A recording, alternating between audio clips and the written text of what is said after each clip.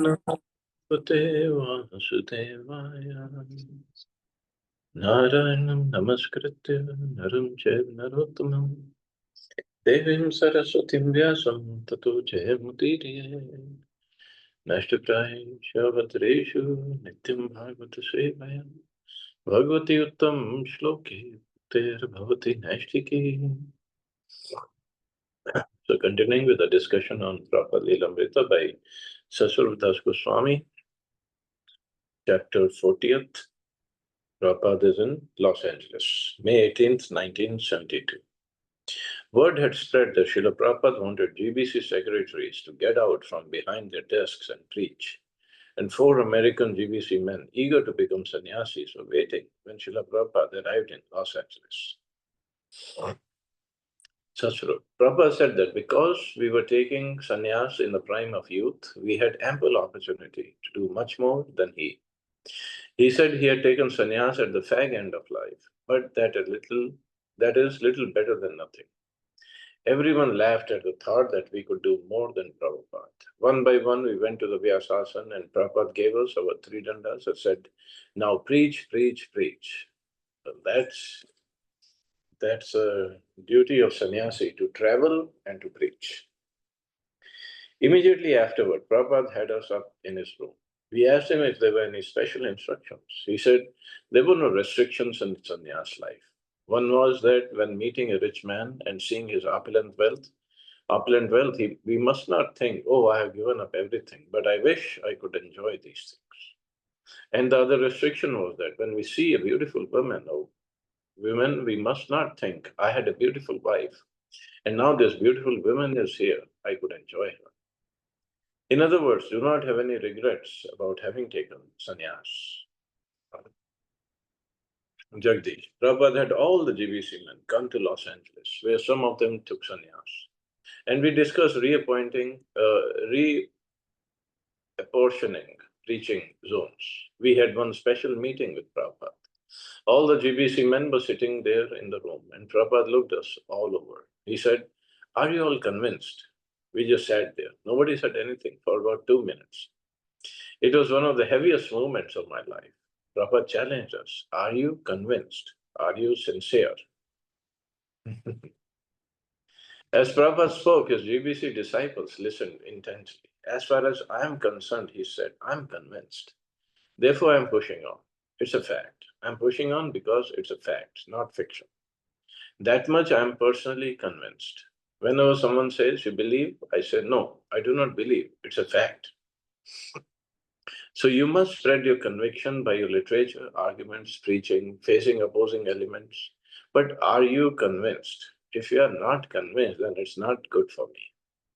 The first thing is enthusiasm. Don't be dead. You have to work more than me. Anyone who has life, he can preach. Wow, heavy, heavy. Anyone who has life, he can preach. Means if not even as a sannyasi, it's for everybody. If we are not preaching, according to Prabhupada, we are as good as dead. So the local president and treasurer of the temple will manage. The GBC can supervise that things are going on. But the first management is that each and every member is chanting 16 rounds and following the regulations. Otherwise, that is our spiritual strength. Now it's in your hands. That was my plan, to give it to the Americans. But you have to be spiritually strong. If superficially you want to be managers, it won't be good.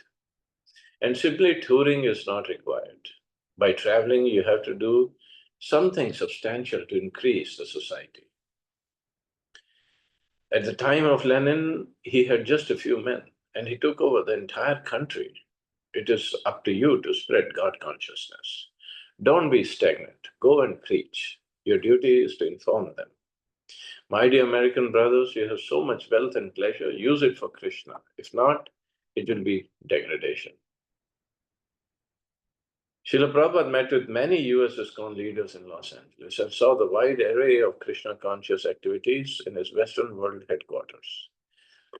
He heard a new recording of Krishna bhajans performed with guitars and other Western instruments, produced at the devotee's own Golden Avatar studio.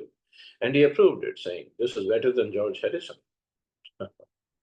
He visited the art studio where the devotees were painting illustrations for his books, and he made suggestions. Anang Manjari. Prabhupada was going around looking at all the different temple offices. In one office, Karandar was showing Prabhupada a new computer. Prabhupada, he said, all we have to do is type the words Rupa Goswami, then it will automatically write everything you have ever said or written about Rupa Goswami. Prabhupada had been looking at the computer without showing much interest. But when Karanda said the name Rupa Goswami, Prabhupada raised his eyebrows and said, "Oh yes, everything can be used in Krishna's service." And now look at the latest technology with computers. It's amazing. Then we walked out of that office and went to the telex machine. Prabhupada sat before it in the chair.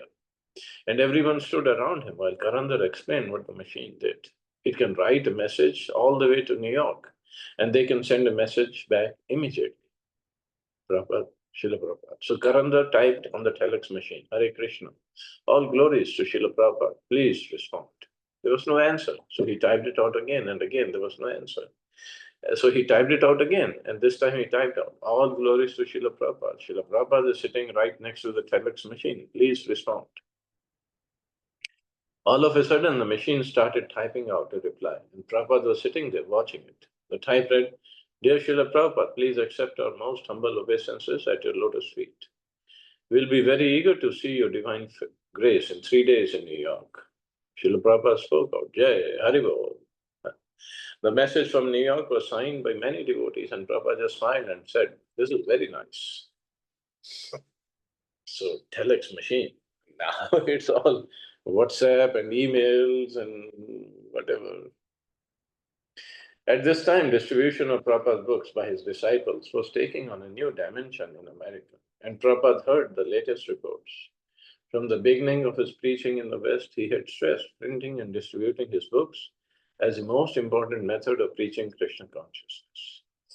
He said his spiritual master had told him to print and distribute books, and that he was following blindly. Bhaktisiddhanta Saraswati had been pleased if a disciple distributed even only a few copies of his magazine. His disciples would go out in the morning, whole day, and they would come back distributing maybe 25 paisa worth of magazines. And Bhaktisiddhanta Maharaj would be very pleased with that he had done a tremendous service. In the beginning years of ISKCON, Srila Prabhupada had also been pleased when his disciples had distributed a few hundred copies of Back to Godhead each month. Gradually, his will for increasing the distribution of transcendental literature had manifested through certain devotees. In Los Angeles in 1968, Tamal Krishna had daily taken a large Kirtan party downtown. The party, in addition to chanting and dancing, had circulated among the crowd and distributed Back to Godhead magazines, as many as 100 in a single day. When Prabhupada had heard these reports, he felt encouraged and had asked for the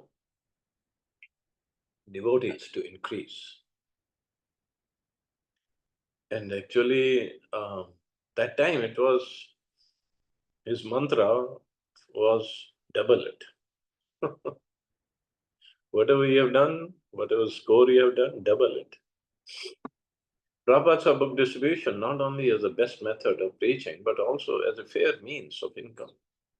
In India, the brahmacharis in the traditional Gurukul system would beg from door to door, but in the West, such a practice would not be respected. But every gentleman will give a quarter for Back to Godhead, Prabhupada had said. Even as Prabhupada turned more toward India and his projects there, he continued to encourage his disciples, especially in the West, to distribute his books. Please increase your program of distribution to the public, as well as trying to place our books and magazines in the libraries. I'm simply interested in the book distribution. To the devotees in New York, he had written in 1971, I'm especially pleased to hear that your distribution of books and magazines has increased. Go on in this way, increasing more and more. Each time someone reads some solid information about Krishna, his life becomes changed in some way. These literatures are the solid ground upon which our preaching stands. So I want that they should be available to everyone, as many as possible. So please try for this. So much he stressed on book distribution. So much. Because that's it. That is the basis. If we understand the philosophy, people understand the philosophy, then they'll follow it. So books are not only for, obviously, not only for distribution, for reading also. We have to read thoroughly. To the devotees in Australia, he wrote, the best news is that you're increasing nicely the distribution of my books and literature. This is the best activity, to distribute solid information about Krishna. Our preaching stands solid on these books. No other movement has such vast background of authority. So no other movement has such vast background of authority. Means these books are all based on Vedic scriptures, not out of it. And other movements, it's all based on their leaders' thoughts. And to the devotees of Africa, Prabhupada, distribution of books and magazines is our most important activity. Without books, our preaching has no solid basis, especially the Africans want our books. Srila Prabhupada said that if there were ample books, then everything else in Islam would succeed. Practically, our society is built on books. One book is not very impressive. Still, a blind uncle is better than no uncle at all. So it's very nice that one book has appeared, and the BTG is appearing at least several issues in other languages. But now try to produce at least 4 or 5 new books per year in several languages, plus regularly BTG every month. Apply yourself fully to this very great responsibility of producing numerous books in foreign languages. Back in 1968, when 10,000 copies of Teachings of Lord Chaitanya had arrived at the temple in New York, Brahmanand Swami had wondered how they would ever distribute so many hardbound books on the lofty philosophy of Lord Chaitanya. But in 1970, when the publication of another book, Krishna, the Supreme Personality of Godhead, some of the devotees in San Francisco had begun to go door to door, person to person, and sell the books. And not only 1 or 2 books, but 20, 30, even 40 a day. The enthusiasm had spread as devotees in other temples had begun to sell increasing numbers of Srila Prabhupada's books. Next, the young men began traveling in vans, going out all day, day after day, to discover the greatest ecstasy of distributing Prabhupada's books. So yes, there's so much going on in 70s. In fact, our group also, when we used to distribute books in Delhi, whether it is Sarojini Nagar Market, Lajpat Nagar Market, or outside Hanuman Temple in Connaught Place, we used to have fun. It was really fun. Then a competition had started. Keshav's boast that the devotees in San Francisco were the best had drawn challenges from the devotees in Los Angeles, New York, Denver, and Dallas. A Sankirtan fever had begun. And at the center was Srila Prabhupada, assuring that unquestionably book distribution had the topmost priority of all his missionary activities. Prabhupada also stressed that all the devotees should regularly study his books, not read, study his books. The books were not only for the public, the devotees must read them and know them, or else how would they preach? In the Los Angeles temple room, Prabhupada would have the devotees take part in pronouncing and chanting responsively the daily Sanskrit verse from Srimad Bhagavatam. Then individual devotees would take turns chanting the verse alone, while the other devotees would again respond collectively. So this practice still goes on in Bhagavatam class every morning. Nityananda Goswami, when Srila Prabhupada came to Los Angeles in 1972, he started the Bhagavatam class where everyone chanted the Sanskrit. One effect was that devotees became more grave, a little more civilized. Just at that time, things were a little wild in America. The Sankirtan parties were doing so many wild things, staying out all hours of the night, sleeping anywhere, eating anything. Previously, the temples had been a little sedate and actually even a little dry because the devotees weren't giving out many books. And then when the Sankirtan got a little heavy, it was almost like a rodeo consciousness. This wild Sankirtan, like bronco bursting. But Prabhupada came and introduced the chanting of Sanskrit mantras for word, and the devotees submitted it to a more grave and formal program. On the 1st of June, Srila Prabhupada left Los Angeles for Mexico City. He said he would return in a few weeks. Yes, in the beginning, in those days, because devotees didn't have much training, so they would do some wild things for book distribution in the name of book distribution or collection of funds.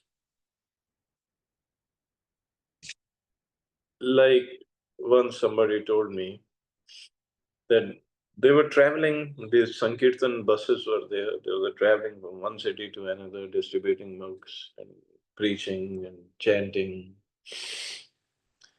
So they would hardly have any money for their personal expenses. So they would stop at a grocery store, and this Prabhuji said, so they would stop at grocery. In America, there are big, big grocery stores like Walmart, or that time Walmart wasn't there. I mean, the other stores, big, big stores. So they would stop, devotees would go inside, and one devotee would chant Gayatri Mantra, saying now everything is offered. And devotees just would eat right there without paying. They go in one aisle, take up a can of milk and just drink it, and whatever else they could eat, fruits and whatever, and they would just eat and come out. And nobody, the shopkeeper, how many people he would have running in every aisle to keep an eye on all the devotees? Because they were huge stores. So the devotees have done pretty wild things. Prabhupada conducted an intensive 3-day lecture campaign in Mexico City, speaking at the National University of Mexico, the Masonic Lodge, and the Theosophical Society, and appearing on a television show with 30 million viewers. He also held initiations at the temple on 2 consecutive days. Mexico was similar to India, he said, with pious people and tropical climate. Even when he walked early in the morning in Chapultepec Park, I don't know, many people followed him back to the temple. They recognized him as a saint and wanted his benedictions. Chitsukhananda. On Sunday afternoon, there were more than 500 people in the temple room. After the lecture, Srila Prabhupada went back to his room alone. And there was a big kirtan with 500 to 600 people chanting, Jai Srila Prabhupada. Jai Prabhupada, Jai Prabhupada, Prabhupada, Prabhupada, Prabhupada. They became very, very ecstatic, and it seemed like the temple walls were going to come down. I was in Srila Prabhupada's room, and he said, "What is this kirtan? They're making so much noise." I said, "They were chanting your name," and I went down to see what was going on, and all the people were waiting to come into Prabhupada's room. It was like they wanted to charge up to Prabhupada's room to be able to see him. They kept yelling his name, Prabhupada, Prabhupada. So I came up to Prabhupada, Prabhupada, they want to see you. And Srila Prabhupada said, "Well, let them come." So immediately arranged that people could come in. He had 2 doors in his room, and they were coming in through one door on the left side and leaving through the door on the right. One by one in a line, they just filtered through like a great parade, coming and offering different words to Srila Prabhupada. Most of the devotees were saying in Spanish, "Your divine grace, your holiness, please bless me, give me a benediction." Everyone was praying for this, for his benediction. And as the people would come in, they would bow down. Everyone was extremely submissive, and there were many people with tears in their eyes to see the great saint, Srila Prabhupada. And they said to Srila Prabhupada, "Please give me your blessings." Well, they were speaking in Spanish, so Prabhupada couldn't understand. Prabhupada asked me, "What are they saying?" And I said, "Give me one blessing, one benediction." So he had his hand in the bead bag with his finger outside his bead bag. He would point to them and say, "Hare Krishna." And they were very happy. Prabhupada also traveled to Karnataka, where he lectured out of doors at the city plaza before a crowd of thousands. The audience sat patiently and heard his words translated into Spanish. Chitsukananda, just when then we had turned out our first book, La conciencia de Krishna es el sistema más elevado de yoga, or Krishna consciousness, the topmost yoga system. So in Spanish, they had bring out the book. And Srila Prabhupada, during his lecture at the plaza at Karnataka, saw Hai Das arrive with newly printed copies of this red book. Srila Prabhupada looked at him and was very happy to see his book printed. He stopped his lecture and said, "Now you can all take one of these books and read them." And the people actually came up to Srila Prabhupada to get the books. We only brought about 50 copies, but all 50 copies Srila Prabhupada sold personally. The people took the liberty to ask Prabhupada for an autographed book, and he autographed almost all 50 copies. Wow. After the plaza lecture, there was a hotel lecture, and then Srila Prabhupada was supposed to go to a devotee's home in Cuernavaca to take prasadam and rest. But Srila Prabhupada decided he wanted to return to the temple in Mexico City. He got back around 8 p.m. So from 8 in the morning until 8 that night, he had not taken a bite of food, only a little water. We offered him fruits and things, but he didn't want anything.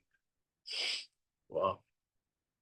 When he returned to his room, his eyes were shining and his smile was broad, and he said, "This is the way to be happy. Work all day for Krishna."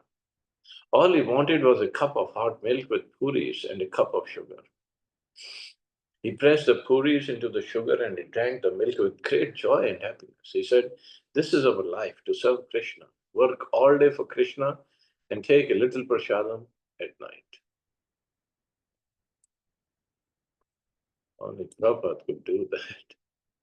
On returning to Los Angeles, Prabhupada was again the center of the burgeoning Krishna conscious activities there. But again his thoughts turned to Bombay, and he telegrammed Giriraj, instructing him to settle the conveyance immediately. Giriraj, after receiving Prabhupada's cable, went to Mr. N, only to learn of a further complication. After Prabhupada had signed the sales agreement, the Indian government had passed a law obliging Mr. N to pay a 5 lakh gains tax upon executing the conveyance. Mr. N did not have 5 lakhs at present and told Giriraj that ISKCON should pay it, and he would apply it towards a mortgage. But Bombay ISKCON didn't have 5 lakhs either. So Mr. N suggested Giriraj take a bank loan or secure funds from ISKCON temples in the US. He promised that in the meantime he would not sell the land to anyone else. Giriraj tried to get a loan from the bank, but he had no security or credit. He turned to some of the life members for help to see if they could act as guarantors for the loan. But although sympathetic, they could not help him raise the money. Giriraj also began to doubt Mr. N's word. Although naive about legal matters, Giriraj was becoming suspicious of Mr. N's character and his dealings. Talking with life members, Giriraj learned that actually Mr. N was notorious for illegal business tactics. While previously Mr. N had signed an agreement with C Company for the very same land he was now selling to Prabhupada. The sales agreement had eventually been cancelled because C Company had not gotten permission from the municipality for subdividing plots of land.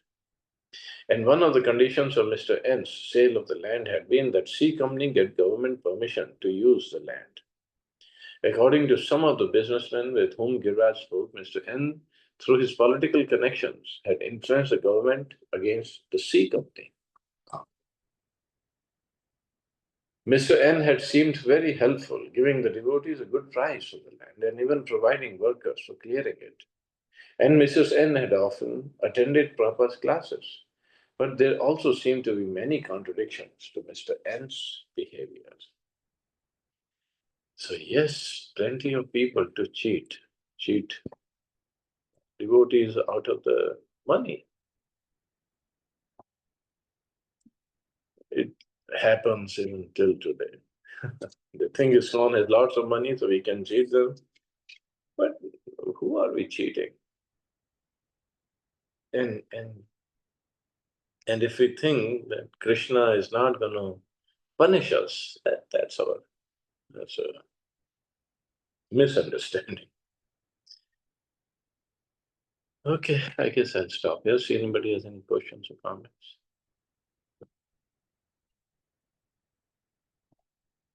Oh no, today is Saturday, so we can go a little further. Sorry. Hearing of these problems by mail, Prabhupada considered them manageable. If a government tax had been imposed, then the devotees should deal with that and also continue trying for a loan. Certainly, Mr. N was tricky, but Prabhupada felt his position was strong. Giriraj should persist without becoming confused by Mr. N. Prabhupada advised Giriraj to approach Mrs. Sumati Morarji and other supporters for financial help. It's a unique temple in the world, and if you show how your wonderful abilities as American and European boys and girls to manage everything superbly, she will not hesitate to entrust you in every way. Therefore, there must always be goodwill and cooperation amongst yourselves for this huge task ahead. I always think of our Juhu place, and I want that it shall be the model for all the world to emulate and respect as a perfect example of a Krishna conscious committee. So, Bombay was always in his mind. Portland, Oregon. So from Mexico City, he went to Portland, June 8, 1972. From Los Angeles, Prabhupada went briefly to Portland, where 50 of his disciples from San Francisco, Seattle, and Vancouver, as well as Portland, had congregated to meet him. From Portland, he rode by car to Eugene, where he lectured at a large hall before an audience of mostly hippies.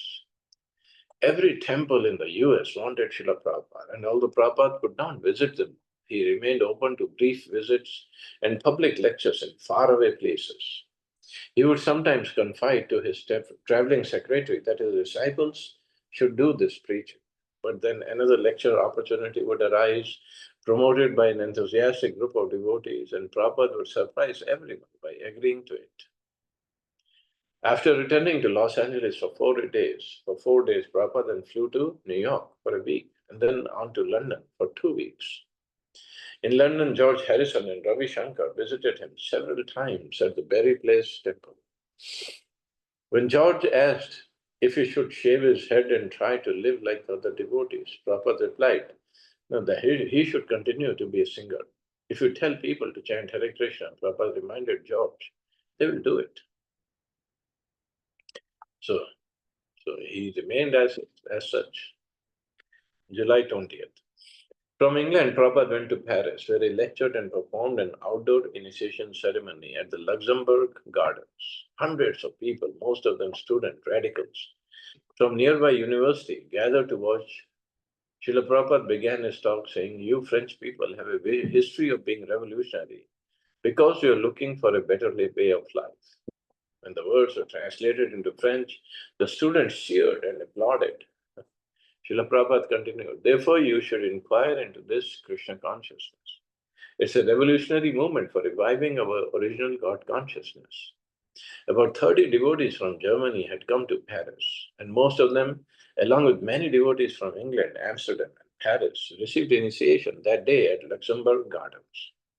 In Paris, Prabhupada also attended a successful 4-day indoor festival, where he was pleased to lecture and lead kirtans each night.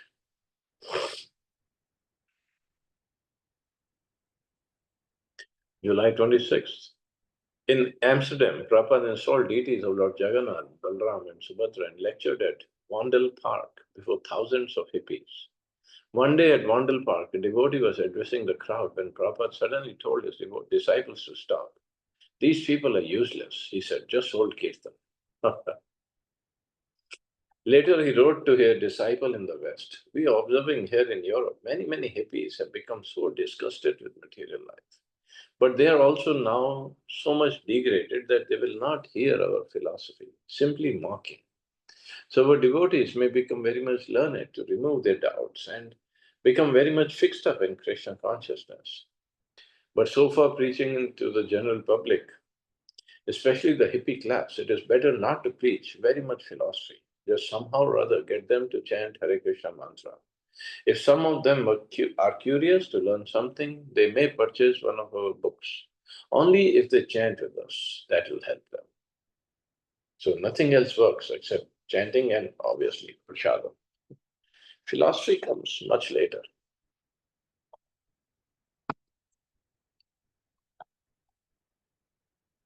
Okay, I guess I can stop here. See anybody have any questions or comments? Thank you so much, Prabhuji. Hare Krishna. Hare. Chalo, you have a safe and wonderful day. Hare Krishna and welcome Priya Mataji. I saw her coming in. Hare Krishna, Prabhuji. Hare Krishna Mata. So back in India now? Yeah, Prabhuji. Oh dear. Chalo. Enjoy. I hope you enjoyed USA. Health खराब हो गया है माता जी का? Oh, चलो recoup करो, जाओ भुवनेश्वर जाओ, थोड़ा warm weather. Okay, Mata. Okay, you all have a safe and wonderful day. Hare Krishna. Jai Shri Ram. Hare Krishna. Thank you, Prabhuji.